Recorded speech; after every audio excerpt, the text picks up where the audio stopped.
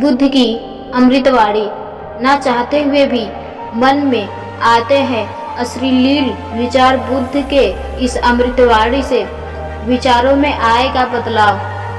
मन में कई तरह के विचार आते हैं, कभी कभी तो न चाहते हुए भी मन में अश्लील विचार आ जाते हैं। लेकिन महात्मा गौतम बुद्ध की इस कहानी से आपके विचारों में बदलाव आएगा। मनुष्य का मन बहुत ही चंचल होता है और इसलिए मन में कई तरह के विचार उत्पन्न होते हैं। क्षण भर में व्यक्ति का मन कई चीजों को सोचने लगता है। इसलिए तो कहा जाता है कि मन को काबू करना आसान नहीं, लेकिन गौतम बुद्ध मन को नियंत्रित करने का आयामों के बारे में भी बता चुके हैं। मन में विचारों का आना गलत नहीं है कि, लेकिन मुश्किल तब हो जाती है। यह विचार ऐसे परिस्थिति में गलत होते हैं जब मन में अश्लील विचार आते हैं। कभी कभी तो न चाहने के बावजूद भी मन में अश्लील विचार आते हैं। अगर आपके मन में भी ऐसे विचार आते हैं तो गौतम बुद्ध की इस कहानी से आपके विचारों में जरूर बदलाव आएगा। दोस्तों, अश्लील विचारों को कैसे रोके? बुद्ध अपने भिक्षुओं को उपदेश देने के साथ ही उन्हें भिक्षाटन के लिए भेजते थे। एक बार उन्होंने अपने भिक्षु भरत को भिक्षा लेने के लिए एक श्राविका के घर भेजा।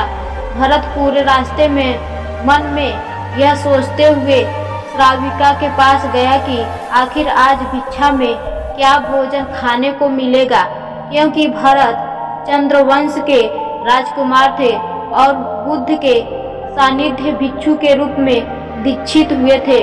हमेशा भरत को महल में खाने के लिए स्वादिष्ट पकवान मिलते थे, लेकिन आज भिक्षु के रूप में उसे जो भी मिलेगा संतुष्ट होना पड़ेगा। श्राविका के घर पहुंचकर भरत ने भिक्षा मांगी। श्राविका ने भरत को बैठाने के लिए कहा और भोजन लाने के लिए घर के भीतर चली गई। इधर भरत फिर से अपने प्रिय भोजन के बारे में सोचने लगे और जैसे ही श्राविका भोजन लेकर आई तो भरत अचंभित रह गए। भरत ने देखा कि श्राविका ने उनके लिए उनके पसंदीदा पकवान परोसे हैं और अपने प्रिय भोजन को देखकर वह खुश हो गए। भोजन ग्रहण करते हुए भी भरत सोच रहे थे कि महल में तो उन्हें भोजन के बाद विश्राम करने की आदत है, लेकिन आज उन्हें भोजन के बाद वापस तेज धूप में चलकर आश्रम जाना होगा। लेकिन भोजन के बाद श्राविका ने भरत को कुछ समय के लिए विश्राम करने का आग्रह किया। भरत फिर से खुश हुए कि आखिर आज उनके मन की सारी इच्छाएं कैसे पूरी हो रही है। इसके बाद भरत कुछ देर विश्राम करने लगे, लेकिन विश्राम करते हुए भी लेटे लेटे वह सोचने लगे कि आज तो मुझे भोजन के बाद विश्राम करने को मिल गया, लेकिन ऐसा रोज रोज नहीं होगा। जब भरत विश्राम के बाद उठे तो श्राविका ने कहा कि आप जब तक चाहे यहाँ ठहर सकते हैं। भरत अब समझ गए कि ये कोई संयोग नहीं हो सकता। उन्होंने श्राविका से कहा कि मुझे क्षमा कीजिए, क्या आप मेरा मन पढ़ सकती हैं? श्राविका ने हाँ मैं उत्तर दिया और कहा कि हाँ मैं मन पढ़ सकती हूँ। शुरू में यह कठिन था, लेकिन फिर मैंने स्वयं के मन विचारों को देखना शुरू किया। पहले मेरे विचारों की संख्या अनगिनत हुआ करती थी, इसके बाद मैंने विचारों पर ध्यान केंद्रित किया, बिना पक्ष विपक्ष के अपने विचारों को देखने लगी।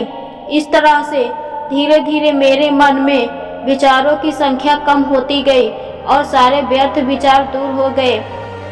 इसके बाद से ही मैं दूसरों के मन में चल रहे विचारों को पढ़ लेता हूँ। हालांकि श्राविका के बात सुनकर भरत घबरा गए। इसके बाद भरत ने श्राविका से आज्ञा ली और आश्रम के लिए निकल पड़े। रास्ते में भी भरत फिर से मन में आए विचारों का स्मरण करने लगे कि श्राविका के बारे में उसके मन में अश्लील विचार भी आए थे।